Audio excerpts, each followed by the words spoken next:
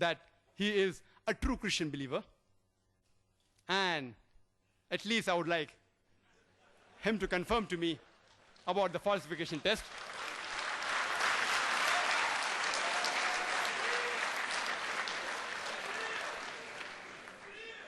Please be rest assured. Please be rest assured. I will not ask Dr. William Campbell to have deadly poison because I don't want to jeopardize the debate. What I'll do, I will only ask him to speak in foreign tongues, in new languages. And as many of you may be aware, that India is a land which has more than 1,000 languages and dialects. Only thing I request him is to say these 3 words, 100 rupees, in the 17 official languages. There are only 17 official languages in India. And to make it easier for Dr. William Campbell, I've got a 100 rupee note.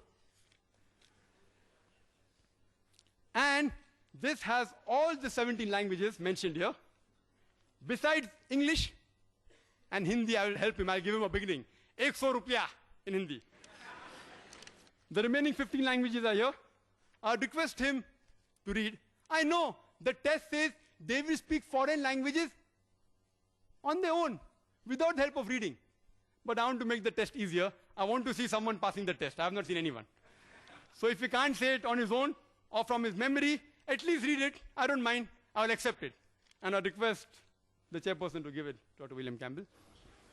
He has his rebuttal. 15 languages, 100 rupiya, 3 words only. What does the Bible say regarding hydrology? Bible says in Genesis, chapter number 9, verse number 13 to 17, that after God, at the time of Noah, submerged the world by flood, and after the flood subsided, he said, I put up a rainbow in the sky as a promise to the humankind never to submerge the world again by water. To the unscientific person, it may be quite good. Oh, rainbow is a sign of Almighty God, never to submerge the world by flood again. But today we know very well that rainbow is due to the refraction of sunlight with rain or mist. Surely there may have been thousands of rainbows before the time of Noah, peace be upon him. To say it was not there before Noah's time, we have to assume that the law of refraction did not exist, which is unscientific. In the field of medicine, the Bible says in the book of Leviticus, chapter number 14, verse number 49 to 53, it gives a novel way for disinfecting a house from plague of leprosy. Disinfecting a house from plague of leprosy. It says that take 2 birds, kill 1 bird, take wood, scarlet, hyssop, and the other living bird, dip it in water, and under running water, later on, sprinkle the house 7 times with it. Sprinkle the house with blood to disinfect against plague of leprosy. We know blood is a good media of germ, bacteria, as well as toxin. I hope Dr. William Campbell doesn't use this method of disinfecting the OT, the operation theater. It's mentioned in the book of Leviticus, chapter number 12, verse number 1 to 5. And we know medically that after a mother gives birth to a child, the postpartum period, it is unhygienic. To say it's unclean religiously, I've got no objection. But Leviticus chapter number 12, verse number 1 to 5 says that after a woman gives birth to a male child, she will be unclean for 7 days. And the period of uncleanness will continue for 33 days more. If she gives birth to a female child, she'll be unclean for 2 weeks. And the period of uncleanness will continue for 66 days. In short, if a woman gives birth to a male child, a son, she is unclean for 40 days. If she gives birth to a female child, a daughter, she is unclean for 80 days. I would like Dr. William Campbell to explain to me scientifically how come a woman remains unclean for double the period if she gives birth to a female child as compared to a male child. The Bible also has a very good test for adultery. How to come to know a woman has committed adultery? In book of Numbers, chapter number 5, verse number 11 to 31. I'll just say in brief. It says that the priest should take holy water in a vessel, take dust from the floor, and put it into the vessel. And that's the bitter water.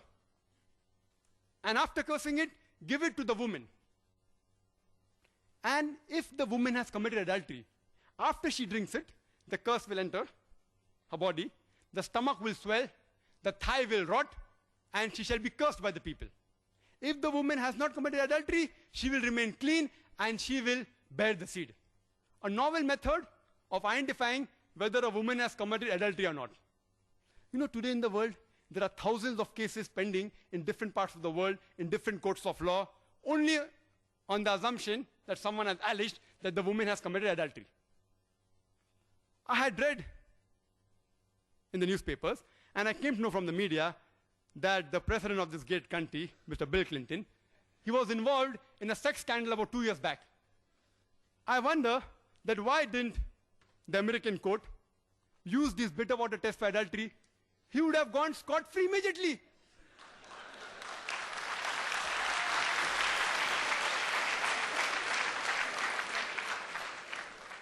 Why didn't the Christian missionaries of this great country, especially those who are in the medical field, like my respected Dr. William Campbell, use this bitter water test to bail out their president immediately?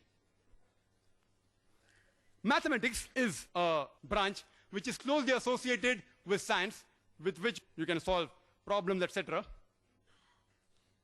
There are thousands of contradictions in the Bible. Hundreds deal with mathematics. I'll just touch on few of them. It's mentioned in Ezra chapter number 2, verse number 1, and Nehemiah chapter number 7, verse number 6, the context, that when the people returned from exile from Babylon, when King Nebuchadnezzar of Babylon, when he released the men from Israel, they came back from captivity, and the list of the people are given. The list is given in Ezra chapter number 2, verse number 2 to 63, and Nehemiah chapter number 7, verse number 7 up to 65. The list is given with the names as well as number of people released. In these 60 verses, there are no less than 18 times the name is exactly the same, but the number is different. There are no less than 18 contradictions in less than 60 verses of these two chapters.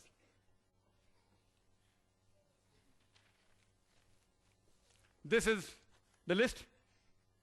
I don't have time to run through the list. There are no less than 18 different contradictions in less than 60 verses.